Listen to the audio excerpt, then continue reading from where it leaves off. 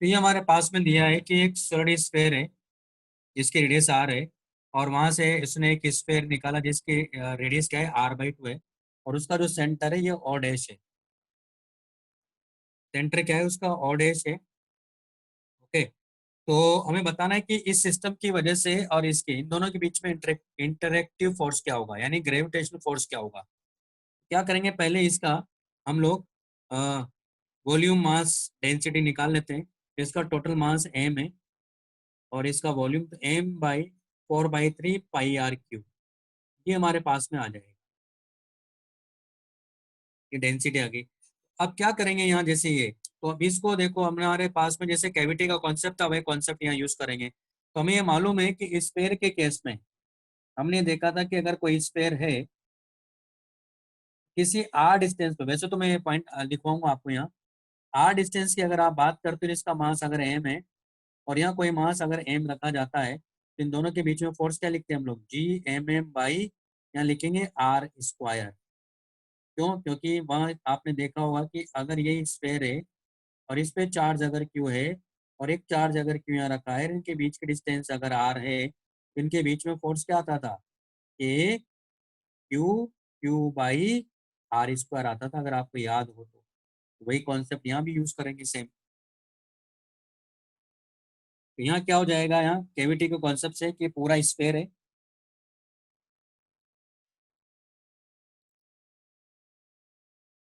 ना, और माइनस ये स्फेयर है। इसके सेंटर से देखेंगे, इसके भी सेंटर से देखेंगे, तो इसका सेंटर तो यहाँ से देखेंगे, यानी इस पर जो फोर्स होगा वो क्या आ जाएगा, फोर्स लिखोगे आप, मान लो अगर ये 1 है और ये 2 है, तो आप क्या लिखोगे, F1 vector minus F2 vector equal to F vector लिखोगे ना। तो F1 वेक्टर कैसे लिखोगे, तो इसकी वजह से जो होगा माइनस जी, इसका मास m डैश, क्योंकि इसका तो मास m ही है ना। एक मिनट, कुछ गड़बड़ तो नहीं कर रही है।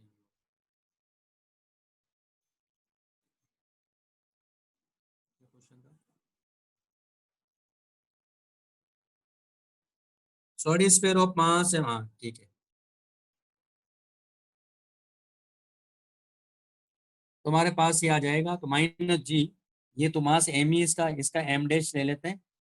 तो G(m)m) ये डिस्टेंस, तो r², और यहाँ क्या लेंगे, आर कैप लेंगे ना, क्योंकि आर कैप इस डायरेक्शन में, तभी तो इसको फोर्स इधर लगेगा, माइनस से इंडिकेट कर रहा है। माइनस माइनस G(m)m) ये डिस्टेंस कितना है, तो डिस्टेंस है r माइनस कैपिटल आर का होल स्क्वायर। और यहाँ भी हम लोग क्या लिखेंगे, इसको इसको आर कैप ले लो, क्योंकि आर कैप की डायरेक्शन तो इधर ही है। इसका आर कैप और आर कैप तो सेम ही होगा। तो हमारे पास यहाँ से ये फोर्स आ गया, कितना आ जाएगा, अगर मैग्नीट्यूड की बात करेंगे तो जो भी होगा आ जाएगा, एफ फैक्टर इक्वल टू है, तो आ गया माइनस G(m)/r² प्लस G(m)/r-r का होल स्क्वायर। तो मैग्नीट्यूड में ये फोर्स आ जाएगा, है ना, सॉल्व कर सर लीजिए। हाँ बोलो। सर वो small are minus capital R/2 होगा ना। क्या चीज, ये, स्मॉल आर नीचे डिनोमिनेटर में है, small are minus capital R/2। हाँ सॉरी सॉरी, r/2 तो होगा, हाँ ये डिस्टेंस तो r/2, हाँ ठीक है, r/2 होगा, ठीक है, क्योंकि ये डिस्टेंस तो r/2 है ना। ठीक है, तो ये आ गया हमारे पास में, इसका मॉड ले लो मैग्नीट्यूड में, तो आ जाएगा। यहाँ एम डैश भी बताता हूँ, एम डैश क्या होगा इस केस में, तो एम डैश आ जाएगा हमारे पास में ρ4/3 πr³/8 हो जाएगा ना, क्योंकि इसकी रेडियस तो r/2 है, तो अल्टीमेटली कितना आ गया, ये आ जाएगा m/8, यानी एम डैश की वैल्यू क्या होगी यहाँ, m/8 होगी, यहाँ रख दो, सॉल्व कर लो। तो इस तरह से देखना, मेरे ख्याल से ये बात समझ में आ गई होगी, ठीक है। तो इस तरह से करेंगे हम लोग। इसमें कुछ चीज़ें मैं बता देता हूँ आपको कि पहले चलो उसके बारे में बात करते हैं, ग्रेविटेशनल फील्ड इंटेंसिटी के बारे में भी।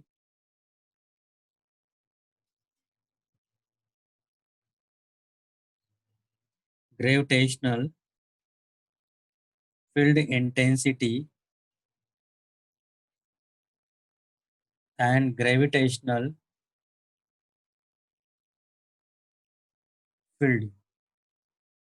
तो सेम वहाँ जो कॉन्सेप्ट था वही कॉन्सेप्ट यहाँ ग्रेविटेशनल फील्ड इंटेंसिटी का। और ग्रेविटेशनल फील्ड का मतलब तो ये कि जब स्पेस में बात करेंगे तो वहाँ जो फील्ड होगा उसको ग्रेविटेशनल फील्ड बोलेंगे, जो कि किसकी वजह से होगा, मासेस की वजह से। और इलेक्ट्रिक ग्रेविटेशनल फील्ड इंटेंसिटी मतलब किसी पर्टिकुलर पॉइंट पर उस फील्ड का स्ट्रेंथ क्या है, उसके बारे में बात करते हैं। तो यहाँ भी सेम वैसा ही है कि मान लो जैसे अगर ये मास एम है और ये कैपिटल एम है ना, और ये इससे मिलके मान लो ये सिस्टम बना हुआ है, इनके बीच में जो इंटरेक्टिव फोर्स होगा वो क्या हो जाएगा। तो हमें मालूम है कि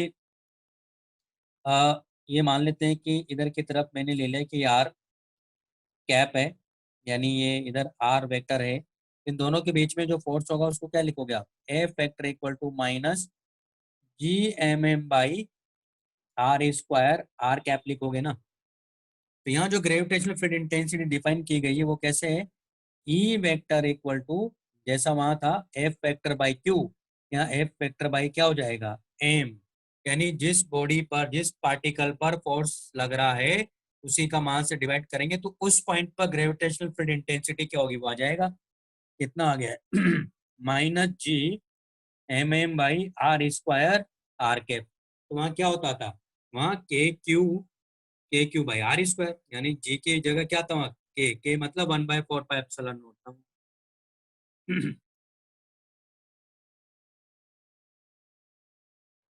ठीक है ना। तो ये हमारे पास में ग्रेविटेशनल फील्ड इंटेंसिटी तो किसकी वजह से आई है, ये दरअसल क्या है, ये पॉइंट मास है।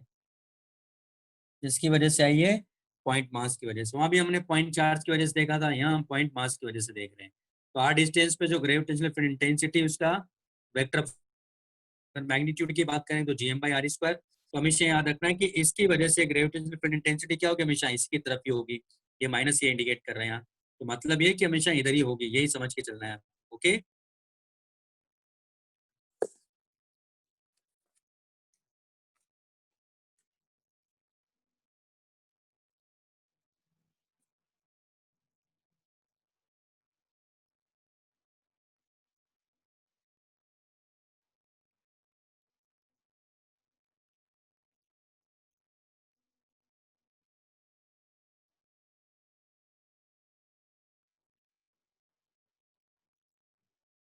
ये आ गया, इससे रिलेटेड क्वेश्चंस भी आ गए, क्वेश्चंस कर लेते हैं। ये क्या कह रहा है देखो क्वेश्चन में। अच्छा, यहाँ भी पहले मैं आपको सुपर पोजिशन प्रिंसिपल बताता हूँ।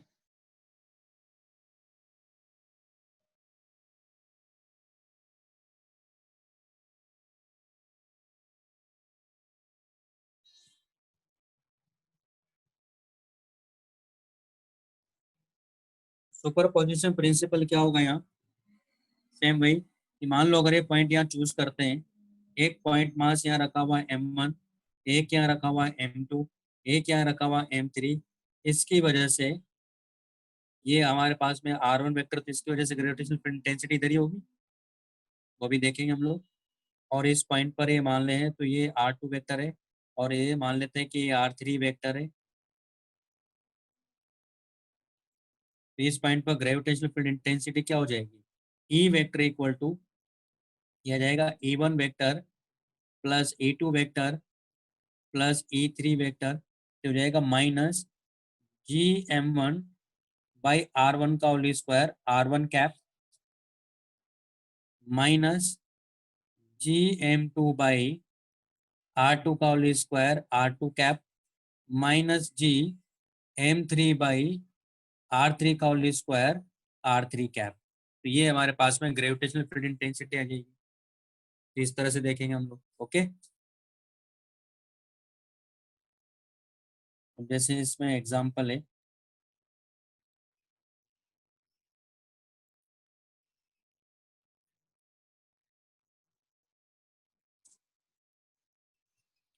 find the distance of point from the earth's center where the resultant gravitational field due to the earth and the moon is zero।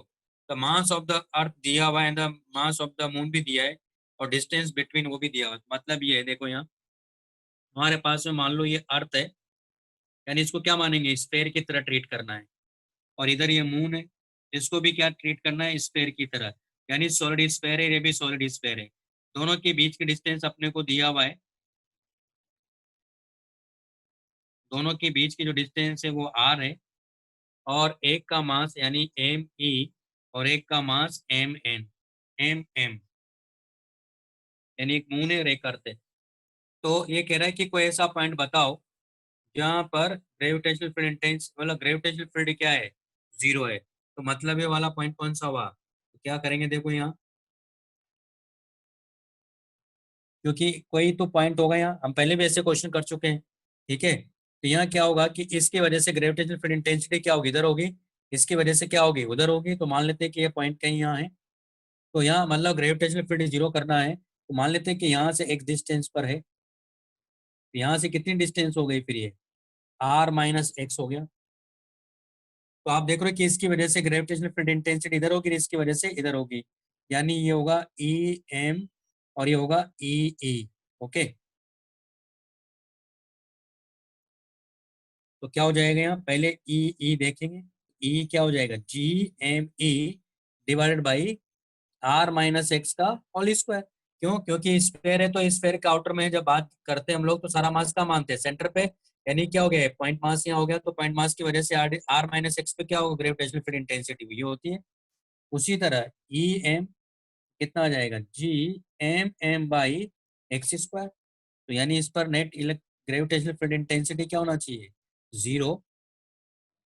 जो आ जाएगा हमारे पास में E E minus E M, दोनों opposite है, रख दो यहाँ।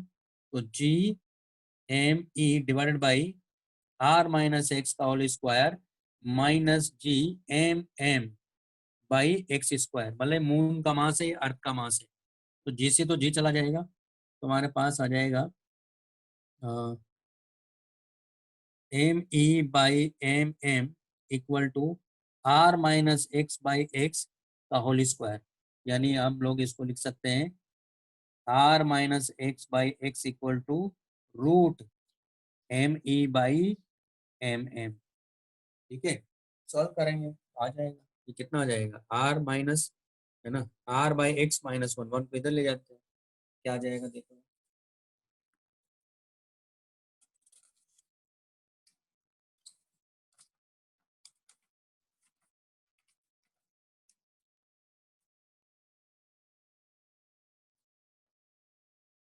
तो हमारे पास में ये r/x-1 equal to root M E by M M. तो हमारे पास आ जाएगा r/x equal to root M E by M M plus 1। यानी x इक्वल टू अपने को मिलेगा यहाँ r का square root into R is R, और square root M M by M E plus M M. Solve कर लेना, answer आ जाएगा, इस तरह से करेंगे।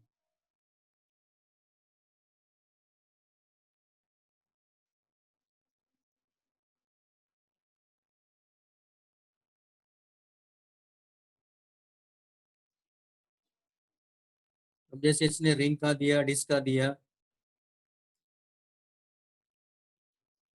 तो पहले वो बता देता हूँ ना आपको।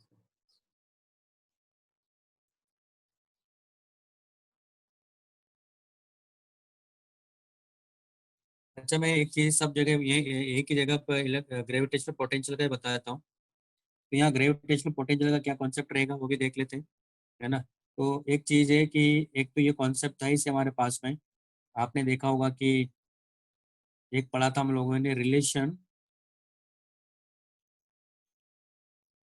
बिटवीन, यहाँ लिखेंगे, वहाँ था relation between electric potential and electric field intensity. यहाँ लिखेंगे रिलेशन बिटवीन ग्रेविटेशनल पोटेंशियल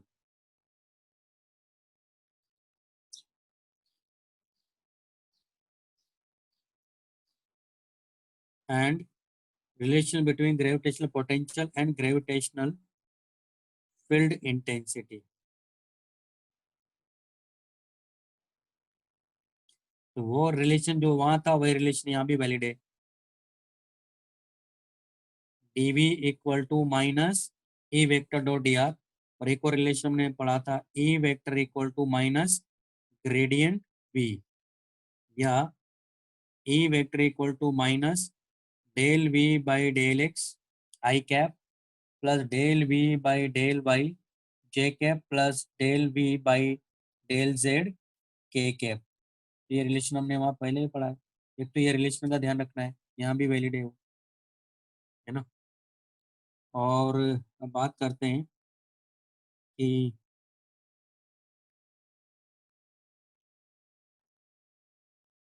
इसको मैं बता चुका था अभी, gravitational potential energy, gravitational potential energy of two point mass system.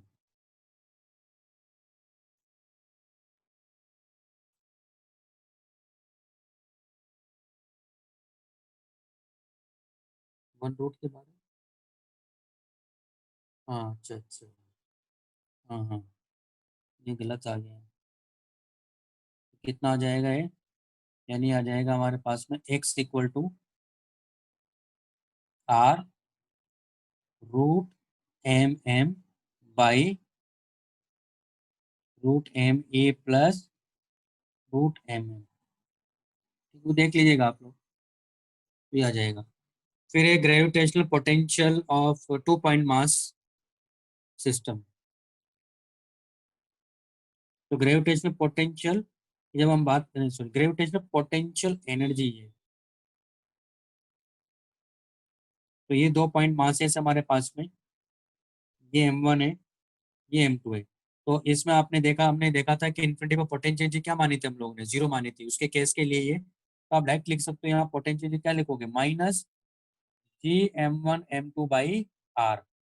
यही कॉन्सेप्ट जो वहाँ था वही कॉन्सेप्ट यहाँ रहेगा। फिर है पोटेंशियल का भी समझ लेते हैं। तो ग्रेविटेशनल, अच्छा हमने वहाँ जो पोटेंशियल एनर्जी जैसे सॉलिड स्फीयर का हमने निकाला था, एक होलो स्फीयर का भी पोटेंशियल एनर्जी निकाला था, तो वो जो वहाँ कॉन्सेप्ट सीखे थे ना हम लोगों ने, अगर कई सारे पॉइंट मासेस रखे या पॉइंट चार्जेस रखे, तो हमने तीन मेथड सीखे थे, तो तीनों मेथड यहाँ भी एप्लीकेबल है। वो आपको क्वेश्चंस करके दिखाऊंगा तो आपको समझ में आ जाएगा। तो नेक्स्ट है gravitational potential due to a point mass at distance R. इस डिस्टेंस आर की बात कर रहे हैं, तो वहाँ क्या होता था पॉइंट चार्ज की वजह से आर डिस्टेंस पर, के क्यू बाई आर या Q by 4 pi epsilon naught R. ये क्या आ जाएगा, क्योंकि यहाँ अट्रैक्शन का इसलिए नेगेटिव होगा, तो यहाँ यहाँ अगर कोई पॉइंट, कोई मास यहाँ रखा है, मान लो अगर एम मास हमने यहाँ रखा हुआ है, इसकी वजह से हमें यहाँ चाहिए, ठीक है, तो ये आर है, तो यहाँ पे जो पोटेंशियल होगा वी क्या हो जाएगा, माइनस G m/r। बस माइनस का ध्यान रखना है यहाँ, क्योंकि अट्रैक्शन की बात कर रहे हैं इसलिए हमेशा माइनस होगा। तो पोटेंशियल भी क्या मिलेगा आपको, माइनस मिलेगा। पोटेंशियल भी क्या मिलेगी आपको, माइनस मिलेगी। ओके, तो v इक्वल टू क्या मिलेगा, माइनस G m/r होगा। तो वहाँ क्या होता था, अगर एक क्यू चार्ज होता है तो क्या होता है, के क्यू बाई आर होता है। यहाँ के की वैल्यू क्या होती है, 1/4 पाई एप्सिलॉन नॉट। तो यहाँ ये आ जाएगा। ओके, तो ये पॉइंट। और यहाँ पोटेंशियल हमने, यहाँ पोटेंशियल ये माना, इसका मतलब इन्फिनिटी का पोटेंशियल क्या है, यहाँ जीरो। क्यों है आपको ये समझ में आ रहा होगा, क्योंकि 1/r² है, तो इन्फिनिटी पर इंटरेक्शन क्या हो जाएगा, चार्ज पार्टिकल के बीच में जीरो। तो उस हिसाब से हमने पोटेंशियल भी जीरो जाएगा और इंटरेक्शन एनर्जी जो है वो भी जीरो हो जाएगी।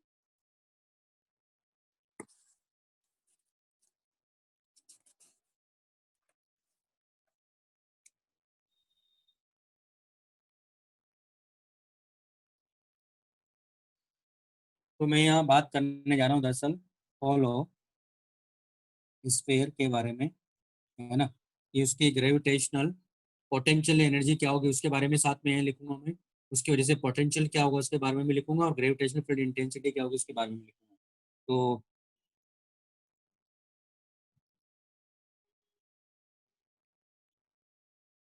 Gravitational field intensity and gravitational potential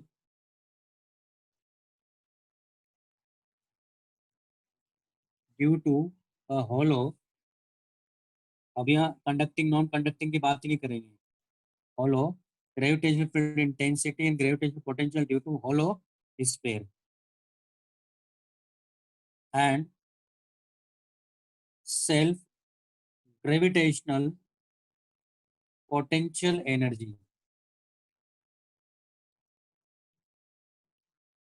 ठीक है, तो ये बात कर रहे हैं हम लोग। तो सबसे पहले पोटेंशियल की बात करेंगे, तो ये हमारे पास में स्फीयर है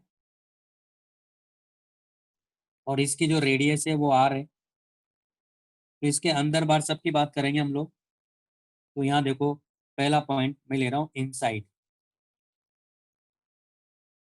यानी R greater than equal to zero and less than equal to capital R, या लेस देन ही ले लेते हैं।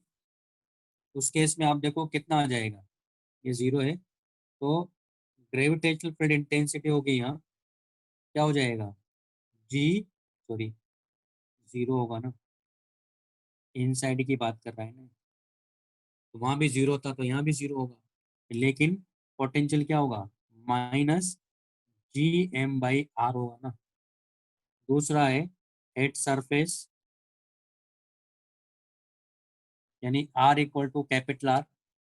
उस केस में आप देखोगे कि ग्रेविटेशनल फील्ड इंटेंसिटी क्या हो जाएगी, Gm/r² ना, क्यों, क्या होता था, KQ/r² होता था ना सेंटर पे, सॉरी सरफेस और सरफेस के बाद।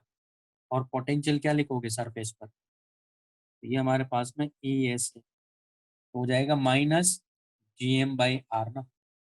और बार किस बात करेंगे, आउटसाइड, यानी R greater than capital are. तो आउटसाइड के केस में क्या हो जाएगा, Gm/r²। लेकिन ये ध्यान रखना है कि मैंने मैग्नीट्यूड लिया हुआ है, लेकिन हमेशा किधर होगा, टुवर्ड द सेंटर होगा, ध्यान रखना है। अगर मान लो आप इस पॉइंट पर जाओगे, किधर होगी ग्रेविटेशनल फील्ड इंटेंसिटी, इधर की तरफ होगी ना, सेंटर की तरफ।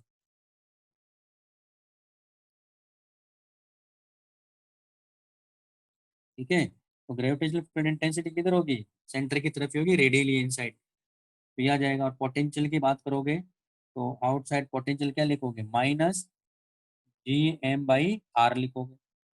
ठीक है, और इसकी सेल्फ एनर्जी क्या हो जाएगी, सेल्फ ग्रेविटेशनल पोटेंशियल एनर्जी।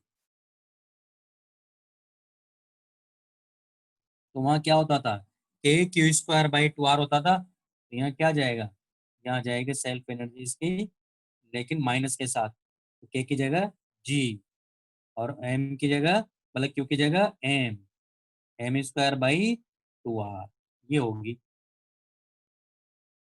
ठीक है ना, बात समझ में आ रही है भाई, वो सब पता होगा तभी ये मतलब है, क्योंकि यहाँ तो अलग से निकालेंगे नहीं हम लोग, सब वही है जो वहाँ था वही यहाँ यूज करूंगा मैं। और वहाँ हमने गॉस लॉ पढ़ा था, तो यहाँ भी गॉस लॉ हम लोग लेंगे। वहाँ क्या था लेकिन, E vector dot S vector for a close surface equal to Q enclose by epsilon naught. यहाँ मैं भी बताता हूँ पहले गॉस लॉ कैसे लिखेंगे। तो गॉस लॉ सिर्फ क्वेश्चन करने के लिए यूज करेंगे इसको हम लोग। तो गॉस लॉ इन ग्रेविटेशन क्या हो जाएगा यहाँ, E vector dot D S vector for a close surface equal to Q enclose, तो वहाँ क्या लिखेंगे उसकी जगह, M enclose by epsilon naught था। तो हमें ये मालूम है कि जी इक्वल टू क्या ले रहे हैं हम लोग यहाँ, 1/4 पाई एप्सिलॉन नॉट ले रहे हैं। इसका मतलब 1/एप्सिलॉन नॉट को क्या लिखोगे आप, ये हो जाएगा, क्योंकि 1/एप्सिलॉन नॉट को आप लिखोगे तो 4 पाई जी, तो यहाँ आ जाएगा 4 पाई जी, ये है। ठीक है ना, यानी इसको आप एम एन भी लिख सकते हो, और ये 4 पाई जी। इस तरह से हम लोग उसको यूज कर लेंगे कि अगर मान लो कोई प्लानेट है, उसके अंदर ग्रेविटेशनल फील्ड इंटेंसिटी मान लो वेरी कर रही है, तो बता सकते हैं, या उसकी डेंसिटी मान लो वेरी कर रही है, तो बता सकते हो ग्रेविटेशनल फील्ड इंटेंसिटी क्या होगी। तो वही कॉन्सेप्ट यहाँ लगाएंगे, जो वहाँ सीखा था वो यहाँ अप्लाई कर दे बस। एम, क्योंकि क्यू की जगह क्या ले रहे हैं हम लोग, एम ले रहे हैं, और 1/एप्सिलॉन नॉट कहाँ से देखेंगे, यहाँ से, तो ये इस फॉर्म में आ जाएगा। ओके, क्वेश्चन कराऊंगा वेरिएबल वाला, वेरिएबल मास डेंसिटी वाला तो उससे क्लियर हो जाएगा कि कैसे यूज करेंगे। तो करने का तरीका वही है जो पहले बताया। अब next is solid.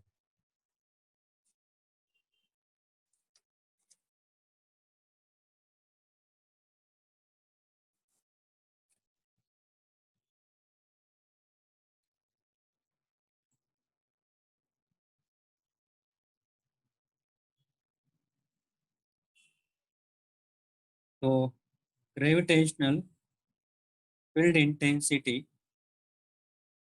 and gravitational potential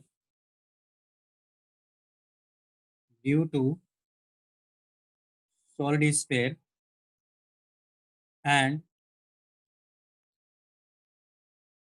self gravitational potential energy।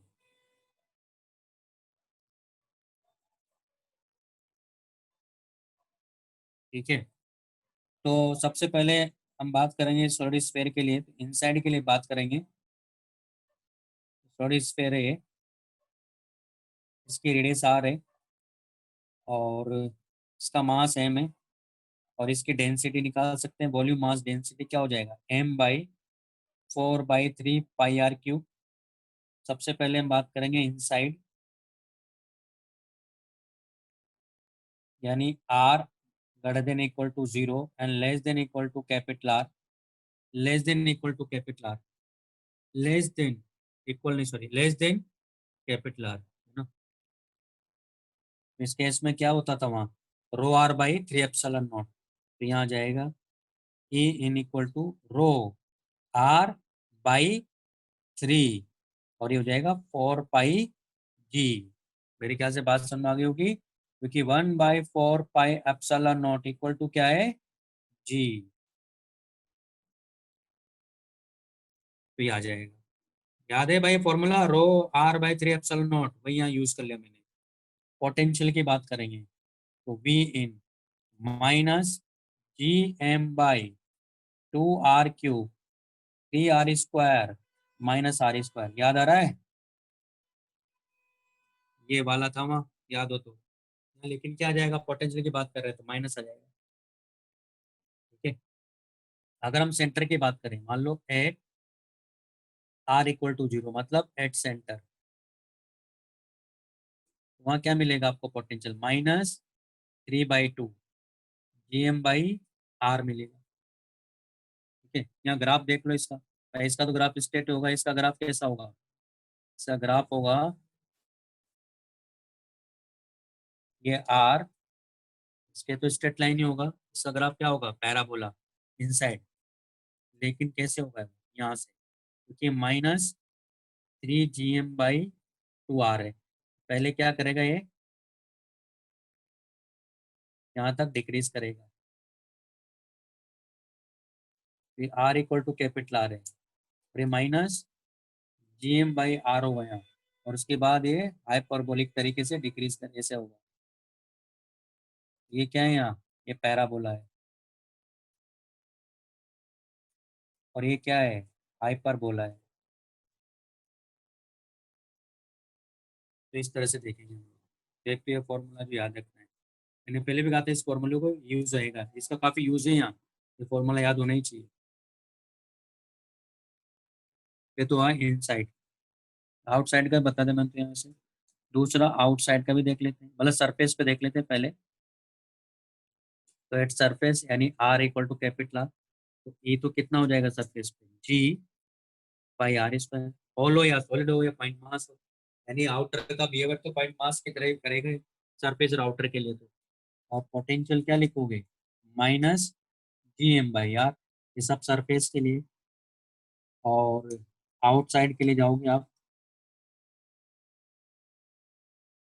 r > ये कितना हो जाएगा, Gm/r²। और पोटेंशियल क्या हो जाएगा, ये आउटसाइड की बात कर रहे हैं,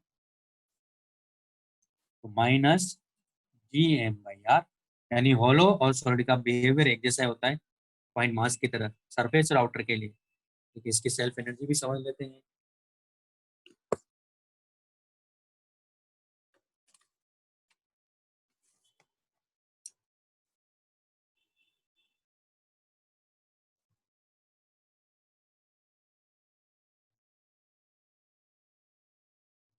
सेल्फ ग्रेविटेशनल पोटेंशियल एनर्जी,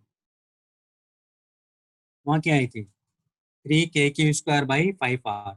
यहाँ क्या आ जाएगी, आ जाएगी US equal to -3 GM²/5r।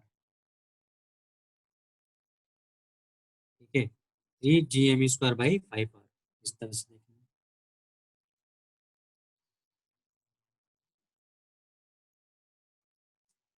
Next हमारे पास में रिंग, रिंग की वजह से भी ग्रेविटेशनल फील्ड भी देखेंगे, है ना, और ग्रेविटेशनल फील्ड भी देखेंगे, और ग्रेविटेशनल पोटेंशियल भी देखेंगे। देखो क्या हो जाएगा, ये रिंग है,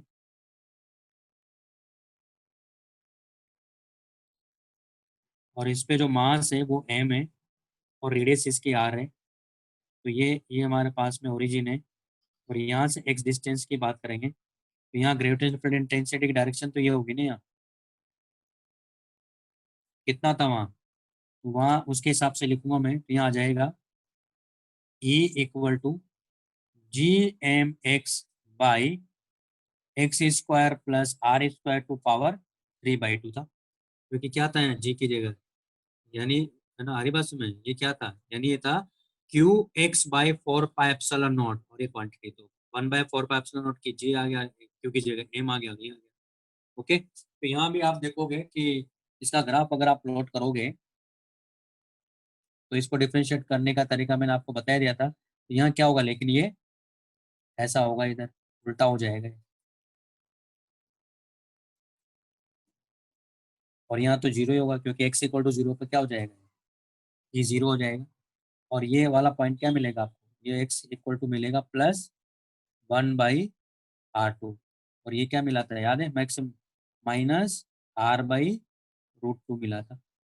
इसको जब डिफरेंशिएट करोगे तो आ जाएगा। अब इधर उल्टा क्यों किया, क्योंकि इधर नेगेटिव का मतलब क्या होगा, उधर की साइड है ना, उधर जाओगे तो इस साइड है, ये था। पोटेंशियल भी देख सकते हो आप, तो पोटेंशियल क्या होगा इसका, इस पॉइंट के लिए -GM/√x² + r², है ना। इसका ग्राफ अगर आप प्लॉट करोगे, इसका ग्राफ ऐसा होगा।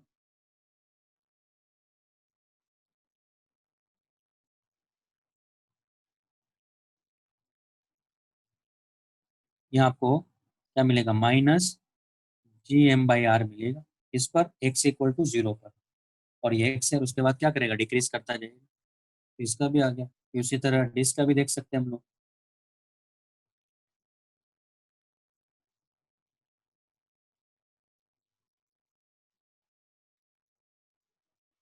तो डिस्क का क्या हो जाएगा, ये डिस्क है हमारे पास में, और ये इसका सेंटर है, और इसका ये एक्सिस है। इसका मास m है और रेडियस r है। इसका सिग्मा बना सकते हैं हम लोग, सिग्मा क्या होगा, m/πr², सरफेस मास डेंसिटी, तो ये आ जाएगा। तो किसी x पर अगर आप जाओगे, तो यहाँ फील्ड की डायरेक्शन तो ये होगी, इस जगह पर जो इलेक्ट्रिक फील्ड इंटेंसिटी होगी उसकी वैल्यू क्या मिलेगी आपको यहाँ, तो मिलेगी σ/2ε0, यानी 4πg इंटू 1 - x/√x² + r²। और पोटेंशियल के लिए जाओगे तो क्या लिखोगे, -σ/2 4πg√x² + r² - x, ये पोटेंशियल आ जाएगा उसका। ठीक है ना। तो σ/2 ε0 था, 1/ε0 को क्या लिखते हैं, 4πg, बाकी सब वही है, सिग्मा की वैल्यू लेकिन ये रहेगी m/πr², वहाँ क्या था, Q/πr² था। तो डिस्क का भी आ गया, पोटेंशियल भी आ गया, सब आ गया। ठीक है ना।